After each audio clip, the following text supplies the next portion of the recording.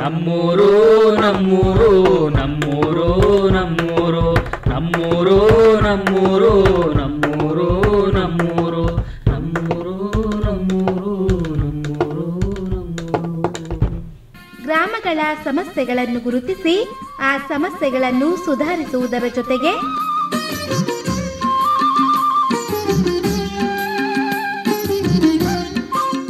ಸಮುದಾಯದ ಜನತೆಗೆ ಸ್ಥಳೀಯ ಸರ್ಕಾರಗಳಿಂದ ದೊರೆಯುವ ಮೂಲಭೂತ ಸೌಕರ್ಯಗಳು, ಯೋಜನೆಗಳ ಬಗ್ಗೆ ಜಾಗೃತರನ್ನಾಗಿಸಿ ವೈಯಕ್ತಿಕ ಮತ್ತು ಸಮುದಾಯದ ಅಭಿವೃದ್ಧಿಗೆ ಸಹಕಾರಿಯಾಗುವ ಕಾರ್ಯಕ್ರಮವೇ ನಮ್ಮೂರು.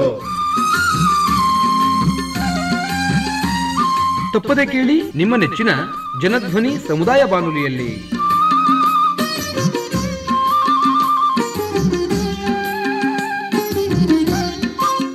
ಆತ್ಮೀಯ ಕೇಳುಗರಿಗೆ ನಮಸ್ಕಾರ.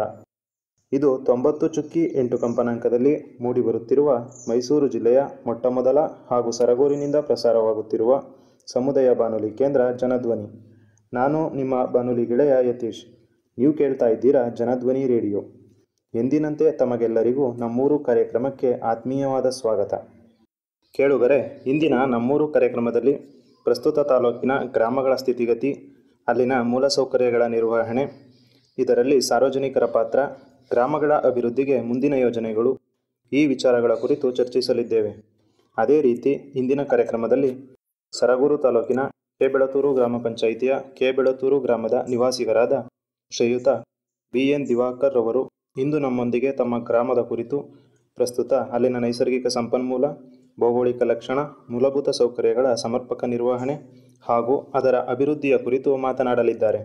ಬನ್ನಿ ಅವರನ್ನು ಕಾರ್ಯಕ್ರಮಕ್ಕೆ ಸ್ವಾಗತಿಸಿ ಈ ವಿಷಯಗಳ ಕುರಿತು ಒಂದಿಷ್ಟು ಚರ್ಚೆಯೊಂದಿಗೆ ಮಾಹಿತಿಯನ್ನು ತಿಳಿಯೋಣ.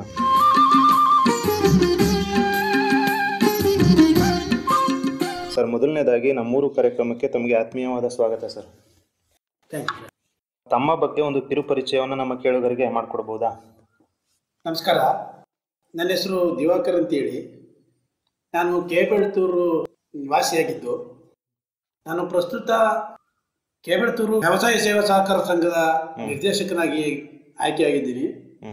ಮತ್ತು ಕೆ.ಬೆಳತೂರಿನಲ್ಲಿ ರಾಜಕೀಯ ಸ್ಥಿತಿಗತಿಗಳ ಬಗ್ಗೆ ವಿಶ್ಲೇಷಕನಾಗಿ, ರಾಜಕೀಯದಲ್ಲಿ ಓಟ್ ಹಾಕೋರಿಗೆ ಪರಿಜ್ಞಾನವನ್ನು, ಇಂಥ ಒಳ್ಳೆ ವ್ಯಕ್ತಿಗಳಿಗೆ ಆಯ್ಕೆ ಮಾಡಿ ಅನ್ನೋ ಪರಿಜ್ಞಾನವನ್ನು ಹೇಳಿ ನಾನು ಅದ್ರ ಬಗ್ಗೆ ಸ್ವಲ್ಪ ಕೆಲಸವನ್ನು ಮಾಡ್ತಾ ಇದ್ದೀನಿ. ಹಾಗಾಗಿ ನಾನೊಬ್ಬ ಮೂಲತಃ ವ್ಯವಸಾಯಗಾರ. ನನಗೆ ಹಸುಗಳು ಕಟ್ಟಿದ್ದೀನಿ. ಆಮೇಲೆ ಸಾವಯವ ಕೃಷಿಯಲ್ಲಿ ಹೆಚ್ಚಿನ ಒಲವಿರೋದ್ರಿಂದ ಸಾವಯವ ಕೃಷಿ ಮಾಡ್ಕೊಂಡು ಈಗ ನಾನು ಪ್ರಸ್ತುತ ಕಾರ್ಯನಿರ್ವಹಿಸ್ತಾ ಇದ್ದೀನಿ. ಸರ್, ತಮ್ಮ ಗ್ರಾಮದ ಇತಿಹಾಸದ ಬಗ್ಗೆ ನಮಗೆ ತಿಳಿಸ್ಕೊಡೋದಾದ್ರೆ? ಗ್ರಾಮದ ಇತಿಹಾಸದ ಬಗ್ಗೆ ಅಂದರೆ, ಈ ಗ್ರಾಮ ಬಹಳ ಸಾವಿರಾರು ವರ್ಷಗಳ ಇತಿಹಾಸ ಇರ್ತಕ್ಕಂಥ ಗ್ರಾಮ. ಇದರಲ್ಲಿ ದೇಕಬೆ ಶಾಸನ ಬಹಳ ಪುರಾತನವಾದಂತಹ ಶಾಸನವಾದಂತಹ ದೇಕಬೆ ಶಾಸನ ಕೆ.ಬೆಳತೂರಲ್ಲಿ ಇತಿಹಾಸವಾಗಿ ಉಳ್ಕೊಂಡಿದೆ. ಜೊತೆಗೆ ಬಾಣೇಶ್ವರ ದೇವಸ್ಥಾನ, ಅಲ್ಲಿ ದೇಕಬೆಯ ಒಂದು ನಿರ್ದೇಶನದಂತೆ ಸ್ಥಾಪಿತವಾಗಿರ್ತಕ್ಕಂಥ ಬಾಣೇಶ್ವರ ದೇವಸ್ಥಾನ ಇದೆ. ಸಪ್ತಮಾತೃಕೆಯ ದೇವಸ್ಥಾನ ನಮ್ಮಿಲ್ಲಿ ಈಗ ಜೀರ್ಣೋದ್ಧಾರವನ್ನು ಮಾಡಿ ಅದ್ರ ಬಗ್ಗೆ ಇಲ್ಲಿ ಗೌಡರ ಸಮುದಾಯ ಅದ್ರ ಬಗ್ಗೆ ಜಾಸ್ತಿ ಒಲವನ್ನು ಇಟ್ಕೊಂಡು ಸಪ್ತಮಾತೃಕೆಯ ದೇವಸ್ಥಾನವನ್ನ ಎಲ್ಲ ಒಗ್ಗೂಡಿ ಅದನ್ನು ಸ್ಥಾಪನೆ ಮಾಡಿ ಪುನರ್ನಿರ್ಮಾಣ ಮಾಡಿ ಅದನ್ನ ಪೂಜೆ ಪುನಸ್ಕಾರಗಳು ಈಗ ವಿಜೃಂಭಣೆಯಿಂದ ನಡೀತಾ ಇದೆ. ಜೊತೆಗೆ ನಮ್ಮೂರಲ್ಲಿ ಕಾಳಮ್ಮನ ದೇವಸ್ಥಾನ ಇದೆ.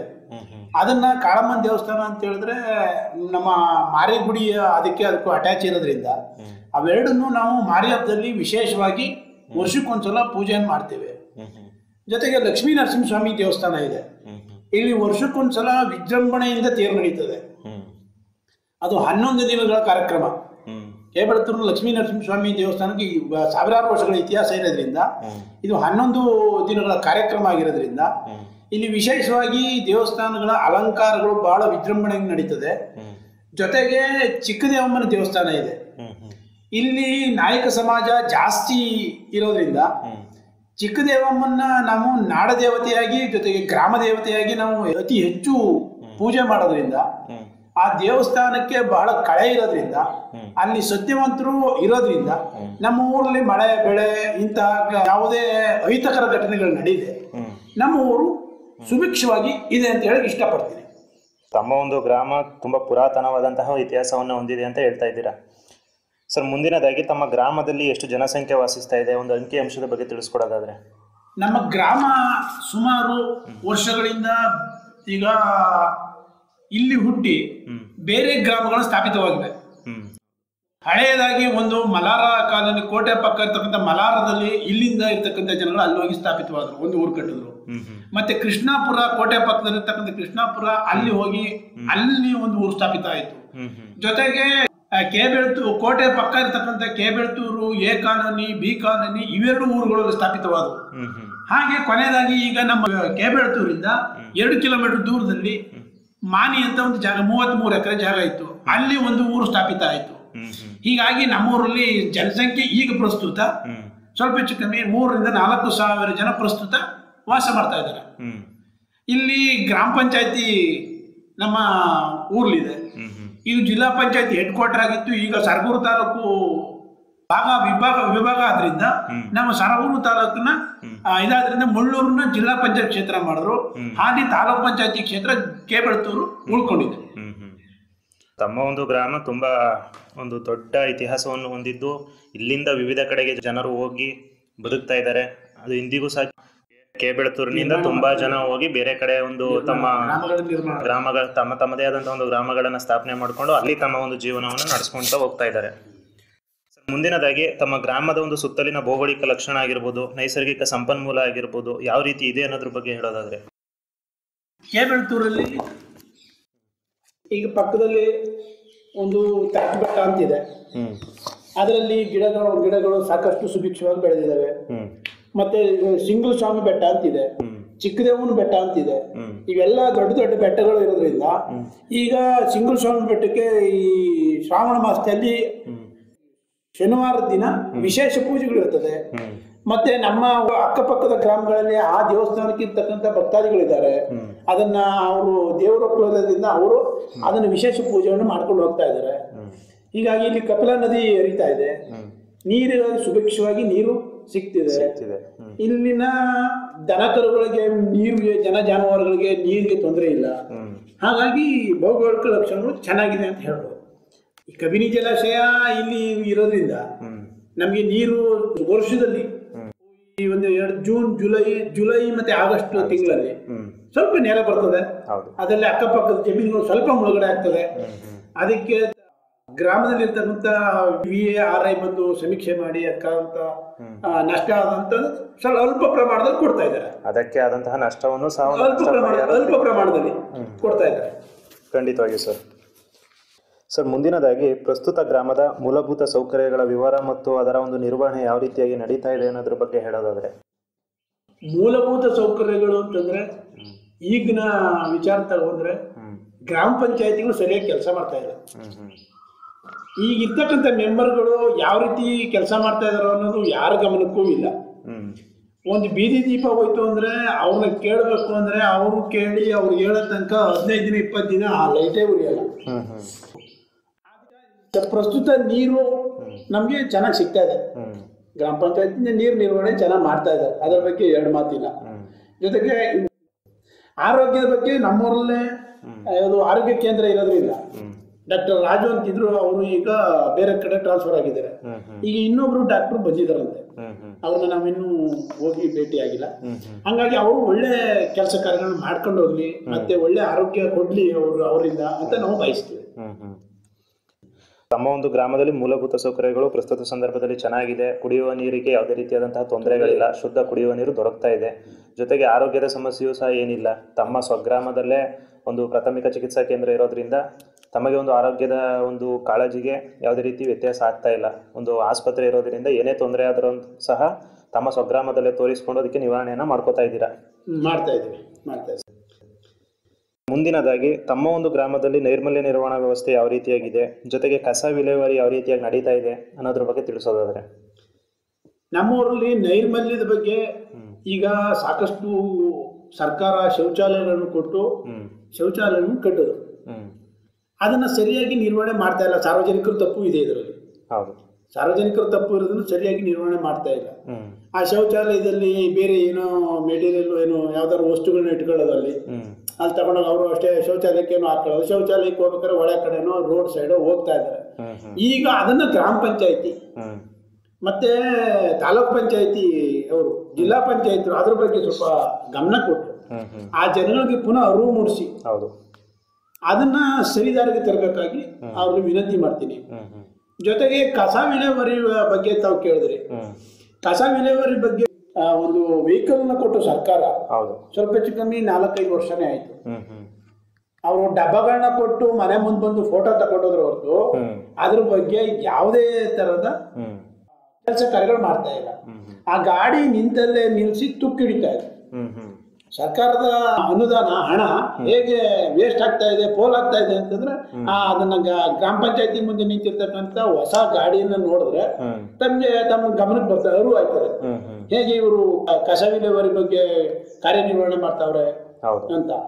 ನಾನು PDO ಹತ್ರ ಹೋಗಿ 2-3 ಸಲ ರಿಕ್ವೆಸ್ಟ್ ಮಾಡಿದೆ, ಸರ್ ಈ ತರ ಆಗ್ತಾ ಇದೆ, ಗ್ರಾಮದಲ್ಲಿ ಕಸ ವಿಲೇವಾರಿ ಇದೆ, ನೀವು ಸರಿಯಾಗಿ ನಿರ್ವಹಣೆ ಮಾಡ್ತಾ ಇಲ್ಲ, ನನ್ನ ತೋಟದ ಹಿಂಭಾಗದಲ್ಲಿ ಕಸ ತಂದು ಹಾಕ್ತಾ ಇದ್ದಾರೆ, ಅಲ್ಲೆಲ್ಲ ಇವರು ಮಲಮೂತ್ರ ವಿಸರ್ಜನೆ ಮಾಡ್ತಾ ಇದ್ದಾರೆ, ತಾವು ಅದ್ರ ಬಗ್ಗೆ ಗಮನ ಹರಿಸಿ ಅಂತ ಪ್ರಸ್ತುತ ಮೆಂಬರ್ಗಳ ಗಮನಕ್ಕೂ ತಂದಿದ್ದೀನಿ.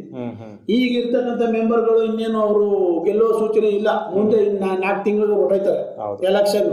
ಇರ್ತಕ್ಕಂಥ PDO ಅದ್ರ ಬಗ್ಗೆ ಗಮನ ಹರಿಸಿ ಅಧ್ಯಕ್ಷರ ಗಮನಕ್ಕೂ ತಂದೆ. ನಮ್ಮ ಪಕ್ಕದ ಗ್ರಾಮವಾದಂತ ಕೂಲ್ಯ ಗ್ರಾಮದವರ ಅಧ್ಯಕ್ಷರು ಅವ್ರನ್ನ ಗಮನಕ್ಕೂ ತಂದೆ. ಇಲ್ಲ ಸರ್ ನಾನು ಮಾಡ್ತೀನಿ ಅಂತ ಹೇಳಿದ್ರು, ಅದ್ರ ಬಗ್ಗೆ ಗಮನನೇ ಹರಿಸಿಲ್ಲ.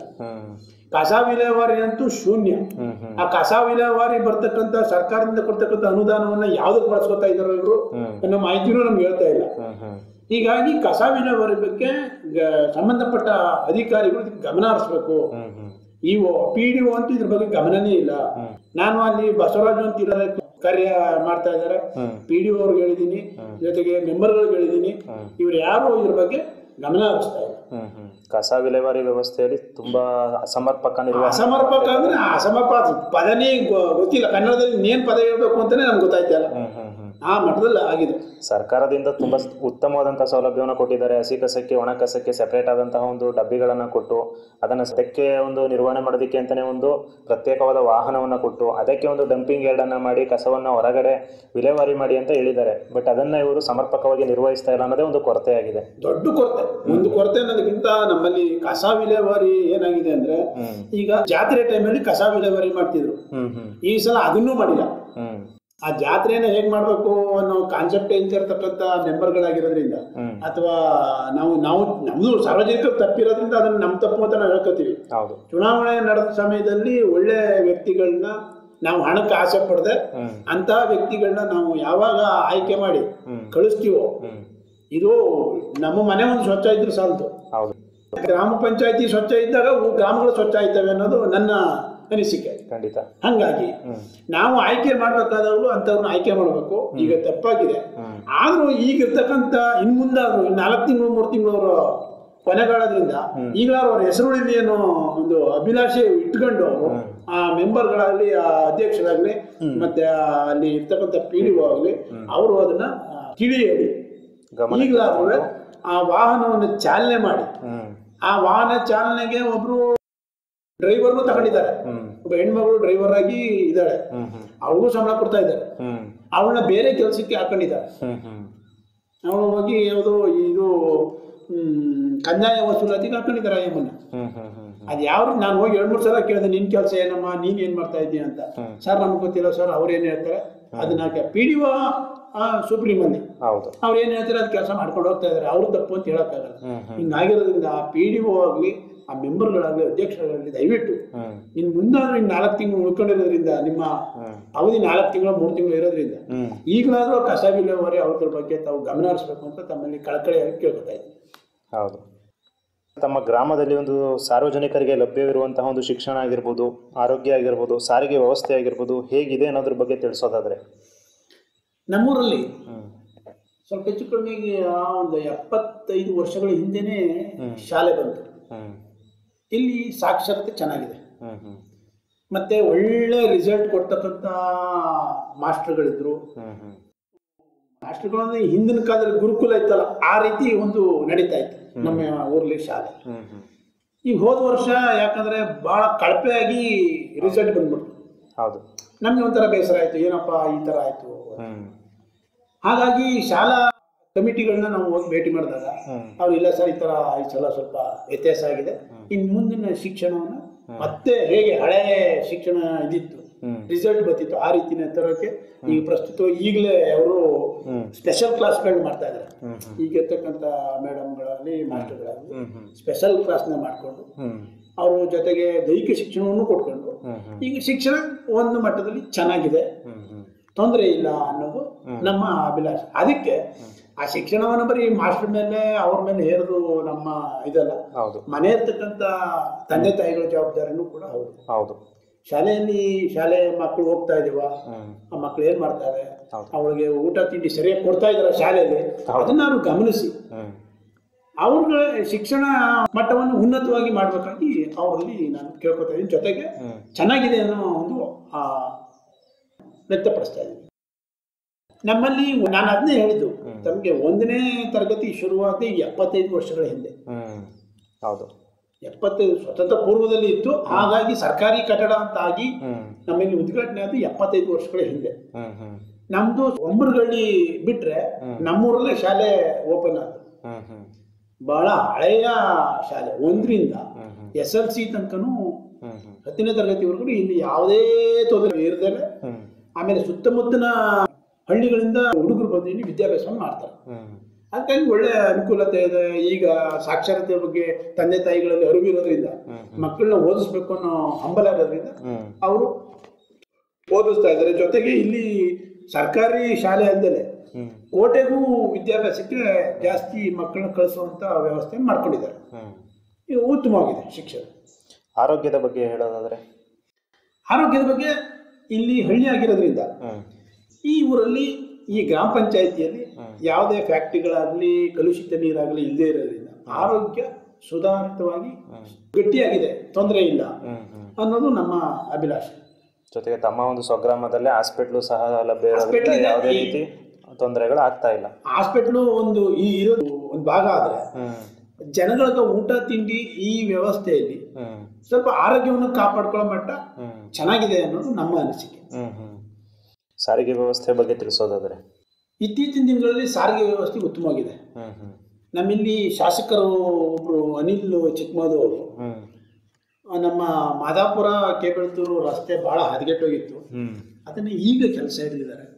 ಅದಿನ್ನೂ ಪೂರ್ಣ ಆಗಿಲ್ಲ, ಕಾಮಗಾರಿ ನಡೀತಾ ಇದೆ. ದಯವಿಟ್ಟು ನಮ್ಮ ಶಾಸಕರ ಗಮನಕ್ಕೆ ಏನಪ್ಪಾ ಅಂದ್ರೆ, ಈಗ ಓಡಾಡ್ಲಿಕ್ಕೆ ಏನು ಮಾಡ್ಬೇಕು, ರಸ್ತೆಯಲ್ಲಿ ಮಕ್ಕಳುಗಳು ಆಟೋಗಳಾಗ್ಲಿ ಒಂದು ಚಿಕ್ಕ ಪುಟ್ಟ ವಾಹನಗಳಾಗ್ಲಿ ಹೋಗ್ಲಿಕ್ಕೆ ಬಹಳ ಕಷ್ಟ ಆಗ್ತಾ ಇದೆ. ಅದೊಂದನ್ನ ಜಲ್ಲಿ ಹಾಕ್ಸಿ ಸರಿ ಮಾಡಿಸಿ ಬಿಟ್ರೆ ತಮ್ಮಿಂದ ಬಹಳ ಅನುಕೂಲ ಆಗ್ತದೆ. ಶಾಸಕರು ಇದನ್ನ ಒಂಚೂರು ಕಾಂಟ್ರಾಕ್ಟ್ಗಳಿಗೆ ಅಥವಾ ಇಂಜಿನಿಯರ್ಗಳಿಗೆ ಅದನ್ನ ಸಲಹೆ ಕೊಟ್ಟು ತಾವು ಅದೊಂದನ್ನ ತಾವು ಮಾಡಿಕೊಟ್ರೆ, ಈ ಮಳೆಗಾಲದಲ್ಲಿ ಡಾಂಬರ್ ಹಾಕಕ್ಕಾಗಲ್ಲ. ಆ ಡಾಂಬರ್ ಬರ್ಬೇಕಾದ್ರೆ ಇನ್ನೂ 2-3 ತಿಂಗಳು ಬೇಕು. ಹಾಗಾಗಿ ಜಲ್ಲಿ ಒಂದು ಹಾಕ್ಸಿ ಅದನ್ನ ಸ್ವಲ್ಪ ನೀರು ಬದಿಯನ್ನ ಕೆಸರು ಆಚೆ ಈಚೆ ಹೋಗ್ಬಾರ್ದಂಗೆ ಮಾಡಿಕೊಟ್ರು, ಸಲೀಸಾಗಿ ಹೋಗಕ್ಕೆ ಅನುಕೂಲ ಮಾಡ್ಕೊಬಿಟ್ರೆ ನಮ್ಗೆ ಅದು ಅನುಕೂಲ, ಏನ್ ತೊಂದರೆ ಇಲ್ಲ. ಸಾರಿಗೆ ವ್ಯವಸ್ಥೆ ಚೆನ್ನಾಗಿದೆ, ಕಾಲೇಜ್ ಮಕ್ಕಳಿಗೆ ಒಳ್ಳೆ ಬಸ್ಗಳು ಹಾಕೊಡ್ತಾ ಇದ್ದಾರೆ. ನಮ್ಮ ಶಾಸಕರು ಅದ್ರ ಬಗ್ಗೆ 2 ಮಾತಿಲ್ಲ, ಚೆನ್ನಾಗಿ ಈಗಿನ ಇದರಲ್ಲಿ ನಿರ್ವಹಣೆ ಮಾಡಿದ್ದಾರೆ. ಸೊ ತಮ್ಮ ಒಂದು ಗ್ರಾಮದಲ್ಲಿ ಒಂದು ಶಿಕ್ಷಣದ ವ್ಯವಸ್ಥೆ ಆಗಿರ್ಬೋದು, ಆರೋಗ್ಯದ ವ್ಯವಸ್ಥೆ ಆಗಿರ್ಬೋದು, ಜೊತೆಗೆ ಸಾರಿಗೆ ವ್ಯವಸ್ಥೆ ಆಗಿರ್ಬೋದು ತುಂಬಾ ಚೆನ್ನಾಗಿದೆ, ಉತ್ತಮವಾಗಿ ನಡೀತಾ ಇದೆ ಅನ್ನೋದ್ರ ಬಗ್ಗೆ ಹೇಳ್ತಾ ಇದ್ದೀರಾ. ಹಾಗಾದ್ರೆ ಸರ್, ತಮ್ಮ ಒಂದು ಗ್ರಾಮದಲ್ಲಿ ಶಿಕ್ಷಣದ ಒಂದು ಕೊರತೆ ಇಲ್ಲ, ಸುಮಾರು 75 ವರ್ಷಗಳ ಕಾಲದ ಹಿಂದೆನೇ ಒಂದು ಶಾಲೆ ಅನ್ನೋದು ಓಪನ್ ಆಗಿತ್ತು ಅಂತ ತಿಳಿಸಿದ್ರಿ. ಹಾಗಿದ್ರೆ ತಮ್ಮ ಗ್ರಾಮದಲ್ಲಿ ಒಂದು ಸಾಕ್ಷರತೆಯ ಪ್ರಮಾಣ ಯಾವ ರೀತಿಯಾಗಿದೆ ಅನ್ನೋದನ್ನ ಹೇಳೋದಾದ್ರೆ? ನಾನು ಶಾಲೆ ಬಿಟ್ಟಾಗ ಸ್ವಲ್ಪ ಕಮ್ಮಿ 20 ವರ್ಷಗಳಾಗಿರ್ಬೋದು. ಆಗ ಒಂದು 50 ಭಾಗ ಸಾಕ್ಷರತೆ ಇತ್ತು ನಮ್ಮಲ್ಲಿ. ಈಗ ಪ್ರಸ್ತುತ ಈ ದಿನ ಈಗ ಹುಟ್ಟೋ ಮಕ್ಕಳೆಲ್ಲ ಶಾಲೆಗೆ ಹೋಗ್ಲೇಬೇಕು ಅನ್ನೋದು ಇರೋದ್ರಿಂದ 100ಕ್ಕೆ 100 ಮಕ್ಕಳು ಶಾಲೆಗೆ ಹೋಗ್ತಾ ಇದ್ದಾರೆ. 100ಕ್ಕೆ 100 ಮಕ್ಕಳು ಶಾಲೆಗೆ ಹೋಗ್ತಾ ಇದ್ದಾರೆ. ತಂದೆ ತಾಯಿಗಳು ಕಷ್ಟ ಬಿದ್ದು ಶಾಲೆಗೆ ಕಳಿಸ್ತಾ ಇದ್ದಾರೆ.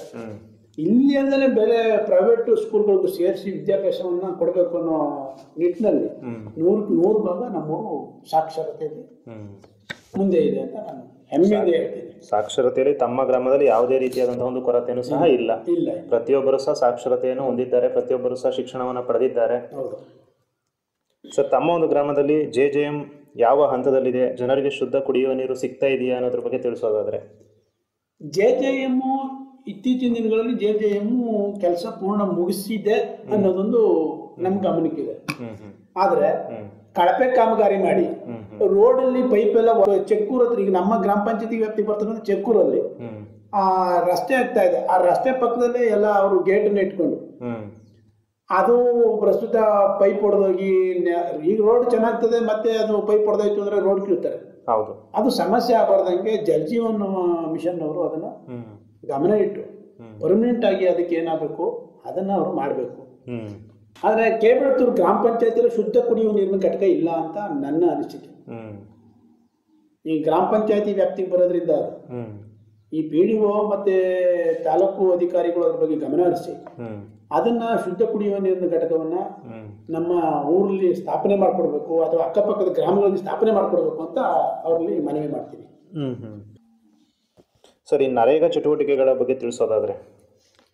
ನರೇಗಾ ಚಟುವಟಿಕೆಗಳು ಈ ಹಿಂದಿನ 5 ವರ್ಷಗಳಲ್ಲಿ ಉತ್ತಮವಾಗಿ ಕಾರ್ಯ ಮಾಡಿದ್ರು. ಯಾರು ಪ್ರಸ್ತುತ ಜನಪ್ರತಿನಿಧಿಗಳು ಉತ್ತಮವಾಗಿ ಕಾರ್ಯ ಮಾಡಿದ್ರು. ಈಗಿನ ಜನಪ್ರತಿನಿಧಿಗಳು ಏನ್ ಮಾಡ್ತಾವ್ರೆ ಅನ್ನೋ ಮಾಹಿತಿನೇ ಇಲ್ಲ ನಮಗೆ. ನರೇಗಾದಲ್ಲಿ ಕೆರೆ ಹೂಳೆತ್ತದಾಗ್ಲಿ ಅಥವಾ ಜಮೀನುಗಳಲ್ಲಿ ಬಂಡ್ ಹಾಕೋದಾಗ್ಲಿ ಯಾವುದು ನಮ್ಮ ಗಮನಕ್ಕಂತೂ ಬಂದಿಲ್ಲ. ಗ್ರಾಮ ಪಂಚಾಯತಿಯಲ್ಲಿ ಆ ಒಂದು ಹೊರಗಡೆ ಬಿಲ್ಡಿಂಗು ಒಂದಿದೆ, ಯಾವುದು ರಾಜೀವ್ ಗಾಂಧಿ ಸೇವಾ ಕೇಂದ್ರ ಅಂತ ಒಂದು ಬಿಲ್ಡಿಂಗ್ ಆಗಿದೆ. ಅದು ಈಗ 8 ವರ್ಷಗಳ ಹಿಂದೆ ಕಾರ್ಯ ನಿಂತೋಗಿರೋದು. ಅದ್ರ ಕೆಲಸ ನಿಲ್ಲಿಸಿರೋದು 8 ವರ್ಷಗಳ ಹಿಂದೆ. ಆ 8 ವರ್ಷಗಳ ಹಿಂದೆ ಯಾರು ರಾಜಮ್ಮ ಅನ್ನೋ ಅಧ್ಯಕ್ಷರಿದ್ರು, ಆಗ ಅದನ್ನ ಕಾಮಗಾರಿ ಇದು ಮಾಡಿದ್ರು. ಧ್ರುವನಾರಾಯಣ್ ಅವರು ಅದನ್ನ ಗುದ್ಲಿ ಪೂಜೆ ಮಾಡಿದ್ರು, ಅದಕ್ಕೆ ಕೆಲಸ ಶುರು ಮಾಡಿದ್ರು. ಅದರಲ್ಲಿ ಪ್ರಸ್ತುತ ನಮ್ಮನ್ನು ಕರೆದು ಅಲ್ಲಿಗೆ ಸೇರಿಸಿದ್ರು. ಆಗ ನಾವು ಉಸ್ತುವಾರಿಯಾಗಿ ನೋಡ್ಕೊಂಡು ಎಲ್ಲ ಮಾಡ್ತಾ ಇದ್ವಿ. ಇತ್ತೀಚಿನ ದಿನಗಳಲ್ಲಿ ಈ ಬಾಡಿ ಬಂದ್ಮೇಲೆ, ಈ ಹೊಸ ಬಾಡಿ ಬಂದ್ಮೇಲೆ ಅದನ್ನ ಕೆಲಸ ಅರ್ಧಕ್ಕೆ ಬಿಟ್ರು. ಹಳೆ ಬಿಲ್ಡಿಂಗ್ ಅಲ್ಲೇ ಇದ್ದಾರೆ. ಹೊಸ ಬಿಲ್ಡಿಂಗ್ ಅನ್ನು ಪೂರ್ಣ ಮಾಡಕ್ಕಾಗದೇ ಇರತಕ್ಕಂತ ಈಗಿನ ಆಡಳಿತ ವ್ಯವಸ್ಥೆ ಇದೆ. ಅದ್ ಯಾಕೆ ಮಾಡಿಲ್ವೋ, ಅದೇನ್ ಮಾಡಿಲ್ವೋ, ಒಳ್ಳೆ ಬಿಲ್ಡಿಂಗು ಮಳೆ ನೆನೀತಾ ಹಾಗೆ ಹಾಳಾಗ್ತಾ ಇದೆ. ಅದ್ರ ಬಗ್ಗೆ PDO ಆಗ್ಲಿ ಯಾರು ಮೇಲಧಿಕಾರಿಗಳು ಯಾರು ಗಮನ ಹರಿಸ್ತಾ ಇಲ್ಲ. ನರೇಗಾ ಕೆಲಸದಲ್ಲಿ ಶೂನ್ಯ ಅಂತ ನಾನು ಈ ವಿಚಾರದಲ್ಲಿ ಹೇಳ್ತೀನಿ. ನರೇಗಾ ಚಟುವಟಿಕೆಯಲ್ಲಿ ಹಲವಾರು ರೀತಿಯ ಸೌಲಭ್ಯಗಳಿದೆ, ಆದ್ರೆ ಅದನ್ನ ಸಮರ್ಪಕವಾಗಿ ಇಲ್ಲಿ ಬಳಸ್ತಾ ಇಲ್ಲ, ಜನರಿಗೆ ಸಮರ್ಪಕವಾಗಿ ಅದನ್ನ ಒದಗಿಸ್ಕೊಡ್ತಾ ಇಲ್ಲ ಅನ್ನೋದ್ರ ಬಗ್ಗೆ ತಮ್ಮ ಅಭಿಪ್ರಾಯ? ಹಾಗಾದ್ರೆ ಸರ್, ಪ್ರಸ್ತುತವಾಗಿಯೂ ಸಹ ಗ್ರಾಮದಲ್ಲಿ ಏನೆಲ್ಲ ಸಮಸ್ಯೆಗಳು ಕಾಡ್ತಾ ಇದೆ ಅದ್ರ ಬಗ್ಗೆ ತಿಳಿಸೋದಾದ್ರೆ?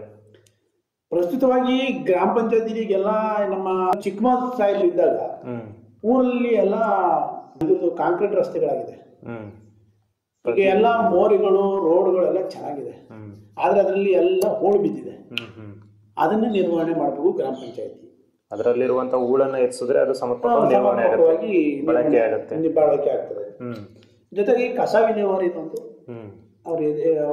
ಅವ್ರ ಮೈಂಡಲ್ಲೇ ಇಲ್ಲ ಅನ್ಕೋತೀನಿ. ಅದನ್ನ ಕಸ ವಿಲೇವಾರಿಯನ್ನು ಒಂದನ್ನು ಮಾಡಬೇಕು. ಅದು ಒಂದು ದೊಡ್ಡ ಸಮಸ್ಯೆ ಅಂತಾನೆ, ಜ್ವಲಂತ ಸಮಸ್ಯೆಯಾಗಿ ತಾವು ಹೇಳಿದಾಗೇನೆ ಕಸವನ್ನ ತಂದಂತಹ ಕಸವನ್ನು ಸಹ ತಮ್ಮ ಒಂದು ಜಮೀನಿನ ಪಕ್ಕದಲ್ಲೇ ಅದನ್ನ ತಮಗೂ ಸಹ ಒಂದು ತೊಂದರೆ ಆಗ್ತದೆ. ನಮ್ಮದು ಈಗ ಗ್ರಾಮದ ಯಾವುದೇ ಕೊನೆ ಮನೆಗಳಿರ್ತವೆ, ಆ ಮನೆಗಳಿಗೆ ಈ ಸಮಸ್ಯೆ ಇದ್ದಿದೆ. 4 ನಮ್ಮ ಗ್ರಾಮಗಳಲ್ಲಿ 3 ಕಡೆ ಈ ಸಮಸ್ಯೆ ಇದೆ.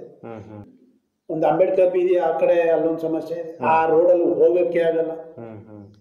ಆ ರಸ್ತೆಯಲ್ಲೇನಾರು ಈ PDOನು ಇವ್ರನ್ನು ಯಾರು ಮೇಲಧಿಕಾರಿ ಕರ್ಕೊಂಡು ವಾಂತಿ ಮಾಡ್ಕೊಂಡು ಈಚೆ ಬಂದ್ಬಿಡ್ತಾರೆ. ಜನಗಳು ಹೇಗೆ ಓಡಾಡ್ಬೇಕು ರಸ್ತೆಗಳಲ್ಲಿ? ಕಷ್ಟ. ಎಲ್ಲ ಮಲಮೂತ್ರ ವಿಸರ್ಜನೆ ಮಾಡ್ಕೊಂಡಿದ್ದಾರೆ. ಅದಕ್ಕೆ ನಾನು ಹೇಳಿದ್ದು ಅದನ್ನ ತಾವು ಪುನಃ ಅರಿವು ಮಾಡಬೇಕು ಜನಗಳಲ್ಲಿ. ನೀವು ಹೇಗೆ ಶೌಚಾಲಯವನ್ನ ಮೊದಲು ಈಗ ಪೂರ್ಣ ಪ್ರಮಾಣ ತುಂಬ ಮರುಬಳಕೆ ಮಾಡ್ಕೊಳ್ಳಿ ಅಂತ ಹೇಗೆ ನೀವು ಅದ್ರ ಬಗ್ಗೆ ಅವೇರ್ನೆಸ್ ಮೂಡಿಸಿ ಜನಗಳಿಗೆ ಜ್ಞಾನ ಕೊಡಬೇಕು. ಇದನ್ನ ದಯವಿಟ್ಟು ಈ ಗ್ರಾಮ ಪಂಚಾಯತಿ ವ್ಯಾಪ್ತಿಯಲ್ಲಿ ಮಾಡಬೇಕು ಅಂತ ಅವರಲ್ಲಿ ಕಳಕಳಿ ಅಂತ ತಿಳ್ಕೊತಾ ಇದ್ದೀನಿ.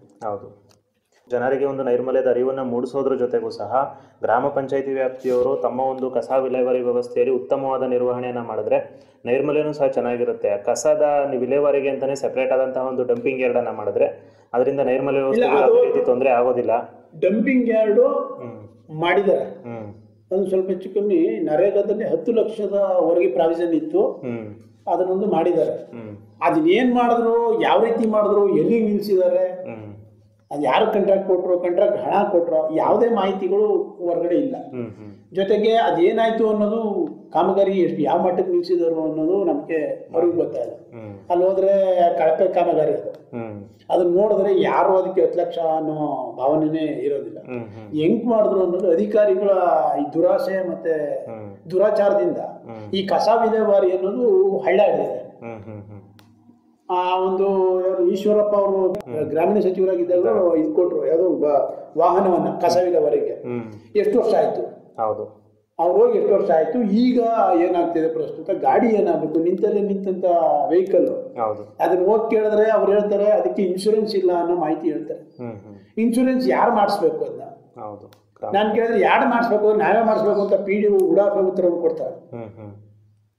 ಆ ಗಾಡಿಗಳನ್ನ ಮಗ್ನ ಮಾಡ್ಕೊಂಡು ಹಸಿ ಕಸ ಒಣ ಕಸ ಒಂದೊಂದ್ ಕಡೆ ಡಂಪ್ ಮಾಡಿ ಅದರಿಂದ ಬರ್ತಾರೆ. ಬೆಂಗಳೂರಲ್ಲಿ ಬೆಂಗಳೂರು ಹತ್ರ ಯಾವುದೋ ಒಂದು ಗ್ರಾಮ ಪಂಚಾಯತಿಯಲ್ಲಿ ಹಸಿ ಕಸ ಒಣ ಕಸಗಳನ್ನ ವಿಲೇವಾರಿ ಮಾಡಿ ಕೋಟ್ಯಾಂತರ ರೂಪಾಯಿ ಸಂಪಾದನೆ ಮಾಡ್ತಿದ್ದೀನಿ ಅಂತ ಒಬ್ಬ PDO ಸಾಹೇಬರು ಹೇಳ್ಬೇಕಾದ್ರೆ ಈ PDOಗೆ ಗಮನ ಆಯ್ತಿಲ್ಲ. ಇಲ್ಲಿರ್ತಕ್ಕಂಥ ಮೆಂಬರ್ಗಳಿಗೆ ಅದ್ರ ಬಗ್ಗೆ ಗಮನ ಇಲ್ಲ. ಹಸಿ ಕಸ ಒಣ ಕಸವನ್ನು ಬೇರ್ಪಡಿಸಿ ಅದನ್ನ ಘಟಕ ಮಾಡಿ ಅದನ್ನ ಒಂದು 8 ಜನಕ್ಕೆ ಕೆಲಸ ಕೊಡ್ಬೋದಲ್ಲ, ಇವ್ರು ಯಾಕೆ ಮಾಡ್ತಾ ಇಲ್ಲ? ಇದು ನಮ್ದು ಯಕ್ಷ ಪ್ರಶ್ನೆಯಾಗಿ ಒಪ್ಪಿದೆ. ಅದರ ಒಂದು ಸರಿಯಾದ ಕೆಲಸವನ್ನ ಮಾಡಿದ್ರೆ ಎಲ್ಲಾ ರೀತಿಯಲ್ಲೂ ಸಹ ಅನುಕೂಲಗಳಾಗುತ್ತೆ. ಹಸಿ ಕಸ ಒಣ ಕಸವನ್ನು ಸಮರ್ಪಕವಾಗಿ ನಿರ್ವಹಣೆ ಮಾಡಿದ್ರೆ ಒಂದು ಆರೋಗ್ಯದ ಸಮಸ್ಯೆಯನ್ನು ಸಹ ಉಂಟಾಗೋದಿಲ್ಲ, ಉತ್ತಮವಾದಂತಹ ನೈರ್ಮಲ್ಯ ವ್ಯವಸ್ಥೆ ಉಂಟಾಗುತ್ತೆ. ಅದಕ್ಕೆ ಆದಂಥ ಸೆಪರೇಟ್ ಡಂಪಿಂಗ್ ಯಾರ್ಡನ್ನು ಇವರು ಉತ್ತಮ ರೀತಿಯಲ್ಲಿ ಮಾಡಿ ಅದನ್ನು ಉತ್ತಮ ರೀತಿಯಲ್ಲಿ ನಿರ್ವಹಣೆ ಮಾಡಿದ್ರೆ ವಾಹನದ ಸದ್ಬಳಕೆಯೂ ಸಹ ಆಗುತ್ತೆ. ಅದರಿಂದ ವಾಹನವನ್ನು ಓಡಿಸೋದ್ರಿಂದ ಒಬ್ಬರು ವ್ಯಕ್ತಿಗೂ ಸಹ ಉದ್ಯೋಗನೂ ಸಿಗುತ್ತೆ. ಅದರಿಂದ ಅನುಕೂಲಗಳು ಇದೆ. ಅದನ್ನು ಸಮರ್ಪಕವಾಗಿ ಇವರು ನಿರ್ವಹಣೆ ಮಾಡೋದ್ರಲ್ಲೇ ಈ ಎಲ್ಲ ಪ್ರಶ್ನೆಗಳು ಉದ್ಭವ ಆಗುತ್ತೆ. ಹೌದು, ತಮ್ಮ ಒಂದು ಗ್ರಾಮದ ಅಭಿವೃದ್ಧಿಯಲ್ಲಿ ತಮ್ಮ ಪಾತ್ರ ಆಗಿರ್ಬೋದು, ಯುವಕರ ಪಾತ್ರ ಆಗಿರ್ಬೋದು, ಜೊತೆಗೆ ಸಾರ್ವಜನಿಕರ ಪಾತ್ರ ಆಗಿರ್ಬೋದು, ಎಷ್ಟು ಪ್ರಾಮುಖ್ಯತೆಯನ್ನು ಹೊಂದಿದೆ ಅನ್ನೋದ್ರ ಬಗ್ಗೆ ತಿಳಿಸೋದಾದ್ರೆ? ನಮ್ಮ ಪಾತ್ರ ಅಂದ್ರೆ ನಾವು ಗ್ರಾಮ ಪ್ರತಿನಿಧಿಗಳನ್ನ ಆಯ್ಕೆ ಮಾಡುವಾಗ ಜವಾಬ್ದಾರಿಯುತವಾಗಿ ಆಯ್ಕೆ ಮಾಡಬೇಕು. ಯಾವನು ನನ್ನ ಪರ ಇನ್ನೊಬ್ಬನ ಪರ ಅನ್ನೋದಕ್ಕಿಂತ ಕೆಲಸ ಯಾವನು ಊರಿಗೆ ಕೆಲಸ ಯಾವನು ಮಾಡ್ತಾನೆ, ನನ್ನ ವೈಯಕ್ತಿಕ ಲಾಭಗಳನ್ನ ಬದಿಗಿಟ್ಟು ನನಗೆ ಏನು ಲಾಭ ಇದೆ ಅನ್ನೋದಕ್ಕಿಂತ ಊರಿಗೆ ಏನು ಲಾಭ ಇದೆ, ಊರು ಸ್ವಚ್ಛತಾ ಕಾರ್ಯಕ್ರಮಕ್ಕೆ ಹೇಗೆ ತೊಡಸ್ಕೊತಾನೆ, ಊರಿನ ವಿದ್ಯಾವಂತರಾಗಿ ಆ ವಿದ್ಯೆಗೆ ಏನು ಬೆಲೆ ಕೊಡ್ತಾನೆ ಅನ್ನೋ ವ್ಯಕ್ತಿಯನ್ನ ಆಯ್ಕೆ ಮಾಡಿದಾಗ ಮಾತ್ರ, ನಿಸ್ವಾರ್ಥವಾಗಿ ಸೇವೆ ಮಾಡೋವನ್ನ ಮಾತ್ರ ಆಯ್ಕೆ ಮಾಡಿದಾಗ ಮಾತ್ರ ಈ ಹಳ್ಳಿಗಳಿಗೆ ಅನುಕೂಲ ಆಗ್ತದೆ. ಅದರಲ್ಲಿ ನಂದು ಪಾತ್ರ ಇದೆ. ಏನು ಜನಪ್ರತಿನಿಧಿಯನ್ನು ಆಯ್ಕೆ ಮಾಡಿದಾಗ ಮಾತ್ರ ಈ ಸಮಸ್ಯೆಗಳಿಗೆಲ್ಲ ಪರಿಹಾರ ಸಿಗುತ್ತೆ. ಇಲ್ಲ ಅಂದ್ರೆ ನಾವು ಹೋಗೋದು ಆಫೀಸಲ್ಲಿ ಕೂಗಾಡೋದು, ಮನೆಗೆ ಬರೋದು, ಚಿಕ್ಕದಾಗ ಮೆಂಬರ್ಗಳ ಹತ್ರ ಕೂಗಾಡೋದು, ಮನೆಗೆ ಬರೋದು, ಇದರಲ್ಲಿ ಯಾವುದೇ ಬದಲಾವಣೆಗಳಾಗೋದಿಲ್ಲ. MA ಚರ್ಮದ ಅಧಿಕಾರಿಗಳು ಮತ್ತೆ MA ಚರ್ಮದ ಮೆಂಬರ್ಗಳನ್ನ ಆಯ್ಕೆ ಮಾಡಿದ್ಮೇಲೆ ಅವರಿಗೆ ಯಾವುದೇ ಕಿಂಚಿತ್ತೂ ಅವರ ಲೆವಲೇಶಗಳು ಅವ್ರ ಮನಸ್ಸಿಗೆ ನಾಡದೇ ಇರೋದಿಲ್ಲ. ನಮ್ಮ ದೊಡ್ಡ ತಪ್ಪು ಏನಂದ್ರೆ ಜವಾಬ್ದಾರಿಯಾಗಿ ನಾವು ಆಯ್ಕೆ ಮಾಡುವಂತ ಪ್ರತಿನಿಧಿಗಳು ಊರಿನ ಪರವಾಗಿರ್ಬೇಕು, ವ್ಯಕ್ತಿಗಳ ಪರವಾಗಿರಬಾರ್ದು, ಊರಿನ ಪರವಾಗಿರ್ಬೇಕು ಅನ್ನೋದು ನನ್ನ ಅಭಿಲಾಷೆ. ಜೊತೆಗೆ ಅವರು ಗ್ರಾಮದ ಅಭಿವೃದ್ಧಿಯಲ್ಲಿ ಅವಿರತವಾಗಿ ಕೆಲಸವನ್ನು ನಿರ್ವಹಿಸಬೇಕು. ಅದರಿಂದ ಗ್ರಾಮದ ಅಭಿವೃದ್ಧಿ ಆಗುತ್ತೆ. ಆ ಒಂದು ಕಾರ್ಯದಲ್ಲಿ ಅವರು ತಮ್ಮನ್ನು ತಾವು ತೊಡಗಿಸ್ಕೋಬೇಕು. ಹೌದು, ಖಂಡಿತವಾಗಿ ಸರ್. ಇಷ್ಟೆಲ್ಲ ಆಗಿದ್ರು ಸಹ ತಮ್ಮ ಗ್ರಾಮದಲ್ಲಿ ಇನ್ನೂ ಜರುಗಬೇಕಾಗಿರುವಂತಹ ಅಭಿವೃದ್ಧಿ ಕಾರ್ಯಗಳು ಯಾವ್ಯಾವ್ದಿದೆ ಅನ್ನೋದ್ರ ಬಗ್ಗೆ ಹೇಳೋದಾದ್ರೆ? ಅಭಿವೃದ್ಧಿ ಕಾರ್ಯಗಳು ಸರ್ ಈಗ ಸದ್ಯಕ್ಕೆ ಪ್ರಸ್ತುತ ಅಭಿವೃದ್ಧಿ ಕಾರ್ಯಗಳು ಅಂದ್ರೆ ಈಗ ನಮ್ಮ ಹೊಳೆ ಕಪಿಲಾ ನದಿ ಹರಿತಾ ಇದೆ, ಅಲ್ಲಿಗೆ ಈ ನಮ್ಮ ಊರ್ ನೀರನ್ನೆಲ್ಲ ಅಲ್ಲಿಗೆ ಬಿಡ್ತಾ ಇದೀವಿ. ಅಂದ್ರೆ ಚರಂಡಿಯ ನೀರು, ಕೊಳಚೆ ನೀರನ್ನ ಅಲ್ಲಿಗೆ ಬಿಡ್ತಾ ಇದೀವಿ ಪ್ರಸ್ತುತ. ಇಲ್ಲಿ ನಮ್ಮ ಕಾಳಮ್ಮನ ದೇವಸ್ಥಾನ ಅಂತ ಹೇಳಿದ್ನಲ್ಲ, ಗೌಡ ಜನಾಂಗದ್ದು ಮತ್ತೆ ಎಲ್ಲ ಜನಾಂಗದ ನೀರು ಅಲ್ಲಿ ಹೋಗ್ತದೆ. ಮತ್ತೆ ಇಲ್ಲಿ ಬ್ರಾಹ್ಮಣರ ಜನಾಂಗದ್ದು, ನಾಯಕ ಜನಾಂಗದ್ದೆಲ್ಲ ಇನ್ನೊಂದು ಕಡೆ ಹೋಗ್ತದೆ. ಈ ಊರಿನ ನೀರು 2 ಭಾಗ ಆಗಿ 2 ಕಡೆ ಹೋಗ್ತಾ ಇದೆ. ನಾವು ಒಂದ್ ಕಡೆ ಮಲಿನ ಮಾಡ್ತಾ ಇದ್ದೀವಿ, ನೀರನ್ನ 2 ಕಡೆ ಮಲಿನ ಮಾಡ್ತಾ ಇದೀವಿ. ಆ ನೀರನ್ನ ಶುದ್ಧೀಕರಿಸಿ ಆ ನೀರನ್ನ ಮರುಬಳಕೆ ಮಾಡೋದು, ಇಲ್ಲ ಕಪಿಲಾ ನದಿಗೆ ಬಿಡೋದು, ಅದನ್ನ ಮಾಡೋದು ಉತ್ತಮ ಒಂದು ದೊಡ್ಡ ಜವಾಬ್ದಾರಿ ಅದು ನಮ್ಮೆಲ್ಲರದು. ಹೌದು ಅಂತ ನಾನು ಅನ್ಕೊಂಡಿದ್ದೀನಿ. ಅದಾಗಬೇಕು. ಜೊತೆಗೆ ಸೋಪಾನ ಕಟ್ಟೆಗಳಾಗಬೇಕು. ಇಲ್ಲಿ ಹೊಳೆಯಲ್ಲಿ ಬಟ್ಟೆ ತೊಳೆಯೋದು. ಈಗ ಏನಾಗಿದೆ ಅಂದ್ರೆ ನೀರು ಯಥೇಚ್ಛವಾಗಿ ನೀರು ಬಿಡ್ತಾ ಇದಾರೆ ಇದರಲ್ಲಿ, ನಲ್ಲಿಗಳಲ್ಲಿ. ರೋಡಲ್ಲೇ ಬಟ್ಟೆ ತೊಳಿತಾರೆ ಜನ. ಹೌದು, ಹೊಳೆ ಇರೋದ್ರಿಂದ ಯಾರು ಹೊಳೆ ಹತ್ರ ಹೋಗ್ತಾ ಇಲ್ಲ. ಹೊಳೆಲೆಲ್ಲ ಜೊಂಡು ಬೆಳ್ಕೊಂಡು ಹಾಳಾಗ್ತಾ ಇದೆ ಹೊಳೆಗಳೆಲ್ಲ. ಆಗ ಹೊಳೆಗೆ ಜನಗಳು ಹೋಗ್ತಾ ಬಂದು ಮಾಡಿದಾಗ ಶುದ್ಧ ಕುಡಿಯುವ ನೀರು ಅಲ್ಲೂ ಸಿಗ್ತದೆ. ನಾವು ಪ್ಯೂರಿಫೈ ಮಾಡಿ ಕುಡಿಯೋದಕ್ಕಿಂತ ಆ ಹೊಳೆ ನೀರು ಕುಡಿದ್ರೆ ಶುದ್ಧವಾಗಿರ್ತದೆ. ನಮ್ಮ ತಂದೆ, ನಮ್ಮ ತಾತ, ನಮ್ಮ ಮುತ್ತಾತ ಇವರೆಲ್ಲ ಗಟ್ಟಿಯಾಗಿದ್ರು. ನೀರಿನಲ್ಲಿ ಯಾವುದೇ ತರದ ರೋಗಗಳು ಬರ್ಬೇಕಾದ್ರೆ ನೀರೇ ಕಾರಣ. ಹೌದು. ಅದಿರೋದ್ರಿಂದ ಆ ನೀರನ್ನು ಉಪಯೋಗಿಸ್ಕೊಂಡು ನಾವು ಇದು ಮಾಡೋ ಅಂದ್ರೆ ಆ ನೀರನ್ನು ನಾವು ಕಲುಷಿತ ಮಾಡಿ ಕುಡಿಯೋದಕ್ಕಿಂತ ಅದನ್ನ ಈ ಕೊಳಚೆ ನೀರನ್ನ ಅಲ್ಲಿಗೆ ಬಿಡದೆ ಗ್ರಾಮ ಪಂಚಾಯತಿಗಳು ಕೊಳಚೆ ನೀರನ್ನ ಅಲ್ಲಿಗೆ ಬಿಡದೇನೆ ಅದನ್ನ ನಿರ್ವಹಣೆ ಮಾಡಿ ಅದನ್ನ ಪ್ಯೂರಿಫೈ ಮಾಡಿ ಆ ನೀರನ್ನ ಈ ಮರುಬಳಕೆ ಮಾಡೋದು ಅಥವಾ ಹೊಳಗೆ ಬಿಟ್ಟರು ತೊಂದರೆ ಇಲ್ಲ, ಅದನ್ನ ಶೋಧಿಸಿ ಬಿಡೋದು ಉತ್ತಮ ಅನ್ನೋದು ನಮ್ಮ ಅಭಿಪ್ರಾಯ. ಸರ್, ಕೊನೆಯದಾಗಿ ನಮ್ಮ ಜನಧ್ವನಿ ಕೇಳುಗರಿಗೆ ಮತ್ತು ತಾಲೂಕಿನ ಜನತೆಗೆ ಒಂದು ಕಿವಿಮಾತನ್ನ ಹೇಳೋದಾದ್ರೆ? ಜನಧ್ವನಿ ಸುಮಾರು 13 ವರ್ಷಗಳಿಂದ ಜನರ ಕಣ್ಣನ್ನು ತೆರೆಸ್ತಾ ಇದೆ. ಇದು ಒಬ್ಬರ ಆಯ್ಕೆ ಸಂದರ್ಶನಕಾರ ಒಬ್ಬನ ಕಣ್ಣು ತೆರೆಸಲ್ಲ. ಜನಧ್ವನಿ ಕೇಳುಗರ ಯಾರು ಕೇಳ್ತಾ ಇದಾರೆ, 2.5 ಲಕ್ಷ ಜನ ಏನ್ ಕೇಳ್ತಾ ಇದಾರೆ, ಅವ್ರ ಕಣ್ಣು ಕಿವಿ ಕಾಲು ಕೈಗಳನ್ನ ಇದು ಚಾಲನೆ ಮಾಡ್ತಾ ಇದೆ. ಹಾಗಾಗಿ ಜನಧ್ವನಿ ಕಾರ್ಯಕ್ರಮದ ಬಗ್ಗೆ ಬಹಳ ಹೆಮ್ಮೆಯಿಂದ ನಾವು ಹೇಳ್ಬೋದು.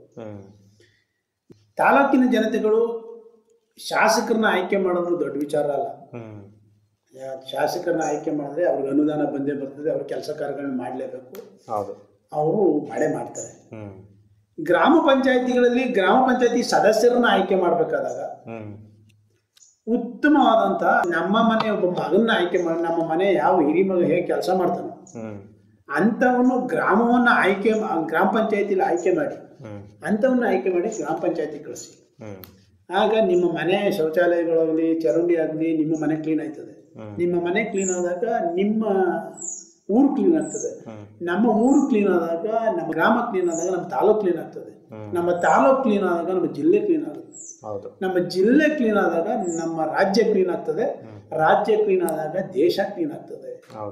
ಮೊಟ್ಟ ಮೊದಲನೇದಾಗಿ ನಾವು ಗ್ರಾಮ ಪಂಚಾಯತಿ ಮಟ್ಟದಲ್ಲೇ ನಾವು ಸರೋಬೇಕು ಹೊರತು ಮೇಲ್ಮಟ್ಟದವ್ನು ಸರ್ ಮಾಡಬೇಕಂತ ನಾವು ಆಗೋದಿಲ್ಲ, ಮಾಡ್ಲೂಬಾರ್ದು. ಕೆಳಮಟ್ಟದಿಂದ ಸರೋದ್ರೆ ಯಾವುದೇ ಶಾಸಕ ಆಗಲಿ, ಜಿಲ್ಲಾ ಪಂಚಾಯತ್ ಸದಸ್ಯರಾಗಲಿ, ತಾಲೂಕ್ ಪಂಚಾಯತ್ ಸದಸ್ಯನಾಗಲಿ ಗ್ರಾಮಗಳಿಗೆ ಬಂದಾಗ ಇಂಥ ಊರಲ್ಲಿ ಇಂಥ ವ್ಯಕ್ತಿನ ಆಯ್ಕೆ ಮಾಡಿದರೆ ಇಂಥ ಊರಿನ ಜನಗಳಿಗೆ ನಾವು ಉತ್ತರ ಕೊಡ್ಬೇಕಾಗ್ತದೆ ಅಂತ ಅವ್ರ ಅವರ ಕೆಲಸ ಕಾರ್ಯಗಳನ್ನು ಮಾಡ್ತಾರೆ.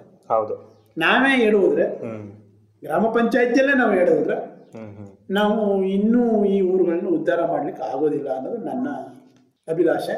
ಜೊತೆಗೆ ನಾವು ಯಾಕೆ ಈ ಮಾತು ಹೇಳ್ತಾ ಇದ್ದೀನಿ ಅಂದ್ರೆ, ನಾವೇ ಹಣ ಕಟ್ಟು ತೆರಿಗೆ ಕಟ್ಟೋದು ಮನೆಗೆ. ನಮ್ಮ ಮನೆ ಕಸ ಎತ್ತು ಅಂತ ನಾವೇ ಗ್ರಾಮ ಪಂಚಾಯತಿಗೆ ಹಣ ಕೊಡೋದು. ನಾವು ಹಣ ಎಲ್ಲೋ ಯಾರಿಗೋ ಕೊಟ್ಟು ಯಾರನ್ನೂ ಕೆಲಸ ಮಾಡಿ ಅಂತ ಕೇಳಿದ್ರೆ ಅದರಲ್ಲಿ ಅಸಂಬದ್ಧ. ಗ್ರಾಮ ಪಂಚಾಯತಿ ಇರೋದೇ ಗ್ರಾಮಗಳನ್ನ ಕ್ಲೀನ್ ಮಾಡ್ಲಿಕ್ಕೆ, ಗ್ರಾಮದಲ್ಲಿ ಇರ್ತಕ್ಕಂಥವ್ರು ಹಣ ವಸೂಲಿ ಮಾಡ್ಲಿಕ್ಕೆ, ಗ್ರಾಮ ಪಂಚಾಯತ್ ತೊಂದರೆ ನಿವಾರಣೆ ಮಾಡ್ಲಿಕ್ಕೆ ಇರೋದ್ರಿಂದ ಈ ಎಲ್ಲಾ ಬೇರುಗಳು, ತಾಯಿ ಬೇರು ಎಲ್ಲಿದೆ ಅಂದ್ರೆ ಗ್ರಾಮ ಪಂಚಾಯತಿ. ಈ ಗ್ರಾಮ ಪಂಚಾಯತಿನ ಹೇಗೆ ನಾವು ನಡ್ಸ್ಕೋತೀವಿ ಅದರ ಮೇಲೆ ಗ್ರಾಮ ಉದ್ಧಾರ ಆಗ್ತದೆ, ಗ್ರಾಮ ಬೆಳಗ್ತದೆ ಅನ್ನೋದು ನನ್ನ ಅಭಿಪ್ರಾಯ. ಖಂಡಿತವಾಗಿ ಸರ್, ಇಲ್ಲಿಯವರೆಗೂ ತಮ್ಮ ಗ್ರಾಮದ ಇತಿಹಾಸ, ಸ್ಥಿತಿಗತಿ, ಅಲ್ಲಿನ ಮೂಲ ಸೌಕರ್ಯಗಳ ನಿರ್ವಹಣೆ, ಇದರಲ್ಲಿ ಸಾರ್ವಜನಿಕರು ಮತ್ತು ಯುವಕರ ಪಾತ್ರ ಮತ್ತು ಗ್ರಾಮದ ಅಭಿವೃದ್ಧಿಗೆ ಮುಂದಿನ ಯೋಜನೆಗಳು, ಈ ವಿಚಾರಗಳ ಕುರಿತು ಮಾಹಿತಿಯನ್ನು ತಿಳಿಸಿಕೊಟ್ಟಿದ್ದಕ್ಕೆ ನಮ್ಮಿಂದ ಹಾಗೂ ಸಮಸ್ತ ಜನಧ್ವನಿ ಕೇಳುಗರಿಂದ ತಮಗೆ ಹೃತ್ಪೂರ್ವಕ ಧನ್ಯವಾದಗಳು ಸರ್. ಧನ್ಯವಾದಗಳು ಸರ್. ಪ್ರಿಯ ಕೇಳುಗರೆ, ಇದುವರೆಗೂ ನಮ್ಮೂರು ಕಾರ್ಯಕ್ರಮದಲ್ಲಿ ಸರಗೂರು ತಾಲೂಕಿನ ಕೇಬೆಳತೂರು ಗ್ರಾಮ ಪಂಚಾಯಿತಿಯ ಕೇಬೆಳತೂರು ಗ್ರಾಮದ ನಿವಾಸಿಗರಾದ BN ದಿವಾಕರ್ ಅವರಿಂದ ಮಾಹಿತಿಯನ್ನು ತಿಳಿದುಕೊಂಡೆವು. ಇದೇ ರೀತಿ ಮತ್ತೊಂದು ಊರಿನ ಇತಿಹಾಸ, ಸ್ಥಿತಿಗತಿ, ಮೂಲಭೂತ ಸೌಕರ್ಯಗಳ ನಿರ್ವಹಣೆ ಮತ್ತು ನೈಸರ್ಗಿಕ ಸಂಪನ್ಮೂಲಗಳ ವಿಶೇಷತೆಯನ್ನು ಕುರಿತು ಮುಂದಿನ ನಮ್ಮೂರು ಕಾರ್ಯಕ್ರಮದಲ್ಲಿ ತಮ್ಮೆಲ್ಲರನ್ನೂ ಭೇಟಿಯಾಗುತ್ತೇನೆ. ಅಲ್ಲಿಯವರೆಗೂ ಕೇಳ್ತಾ ಇರಿ 90.8 ಕಂಪನಾಂಕದಲ್ಲಿ ಮೂಡಿ ಬರುತ್ತಿರುವ ಮೈಸೂರು ಜಿಲ್ಲೆಯ ಮೊಟ್ಟಮೊದಲ ಹಾಗೂ ಸರಗೂರಿನಿಂದ ಪ್ರಸಾರವಾಗುತ್ತಿರುವ ಸಮುದಾಯ ಬಾನುಲಿ ಕೇಂದ್ರ ಜನಧ್ವನಿ. ಧನ್ಯವಾದಗಳು. ನಮ್ಮೂರು ನಮ್ಮೂರು ನಮ್ಮೂರು ನಮ್ಮೂರು ನಮ್ಮೂರು ನಮ್ಮೂರು